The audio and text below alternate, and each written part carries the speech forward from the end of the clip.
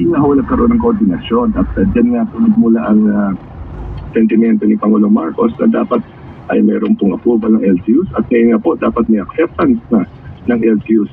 Yung acceptance mahalaga po, no, because again it will provide a layer of validation and accountability dahil nakita na ng mayor ito at base sa kanyang assessment, dapat bang i-accept o hindi. Kasi nga ako itong mga ghost projects na lumalabas, nabayaran po sila in full in spite of the fact na wala ng proyekto at all. So kung ma-involve na po ang mga LGUs dito at kinakaroon po ng acceptance, kung mag-accept ang isang mayor ng proyekto at ghost ito, then involved siya.